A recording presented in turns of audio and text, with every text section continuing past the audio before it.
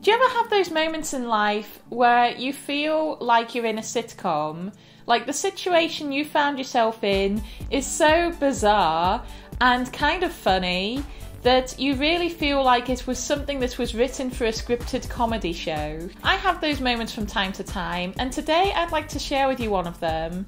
This is my worst date ever. One day, a few years back, my friend Miranda asked if I wanted to go shopping with her.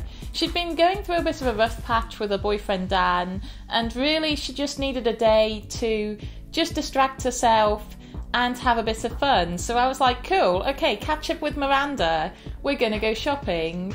And as soon as she said yes, she said, I've also invited Wilson, is that okay? We met on a night out once and I really liked him. So after the night out, you know, I kind of added him on Facebook, I was kind of texting him just like, you know, I kind of like you and stuff.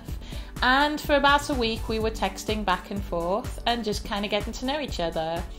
And then he just kind of cooled off and he didn't really speak to me anymore.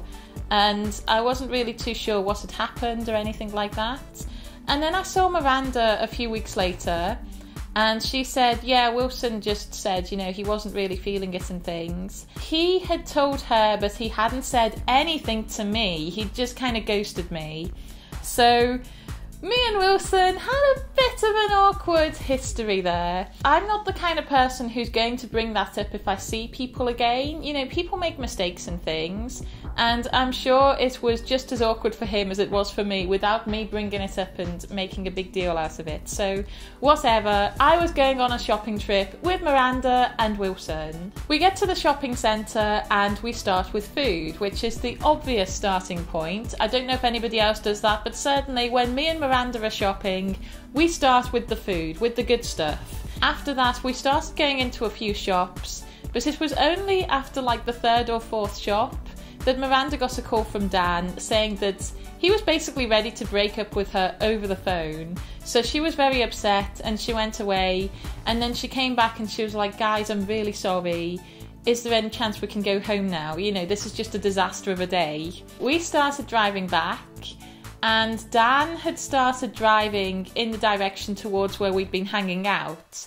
So we ended up kind of meeting in the middle in this car park that wasn't really in the middle of anywhere, but there was kind of like a cinema and restaurants and things nearby. He went and saw Miranda, and then he drove off to another car park for some privacy for a while, and me and Wilson were left alone, and we were like, what do we do now? We decided to go for coffee because that could kind of kill half an hour or so, and we were awkwardly sitting in this coffee shop, not really having much to say to each other because me and Wilson are friends, but we're only really friends with Miranda and when other people are around. When we're in a room by ourselves, we're not really friends. We just sit there awkwardly and don't really have anything to say to each other.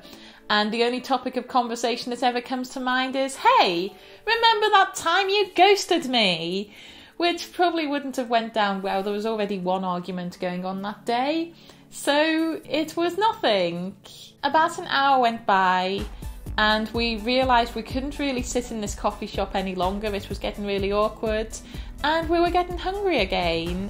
So he was like, there's a restaurant over there. Shall we go in and just have like starters or something? And I was like, okay, cool.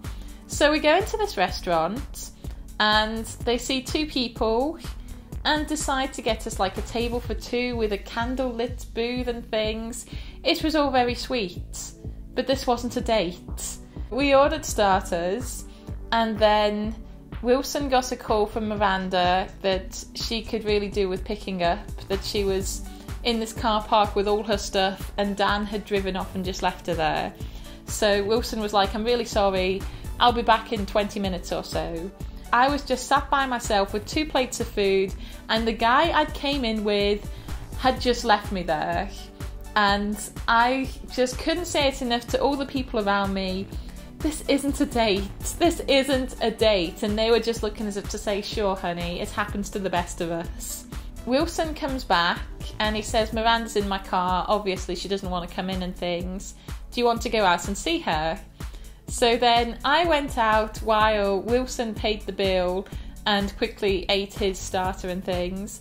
And again, he was saying to all this wait staff, this wasn't a date, this wasn't a date. And they were giving him the stink eye because they honestly thought that whatever was going on, he'd just left me there. He got back to the car and we all went home. I've never seen Wilson again. I'm not in any rush to see Wilson again. If I'm totally honest, I'm not entirely sure what the moral is of this story. Whether it's don't order food in a restaurant unless you're absolutely sure you're going to be there to eat it. Don't hang out with somebody that you only really have stuff to say to when you're with other friends. I really don't know. And if I'm totally honest, I'm kind of in disbelief that this whole event ever happened. Anyways, I hope you enjoyed hearing about it. If you did, don't forget to leave me a like. Let me know down below your comments and your questions, and I look forward to reading them. And thank you so much for watching, everybody. Cheerio! Thanks again for watching, everybody. If you want to see more Storytime videos, check out over here where I've linked some of them in a playlist. And YouTube have suggested a video you might enjoy over here. Don't forget to subscribe to stay up to date with my latest videos. And thanks again for watching, everybody. Cheerio!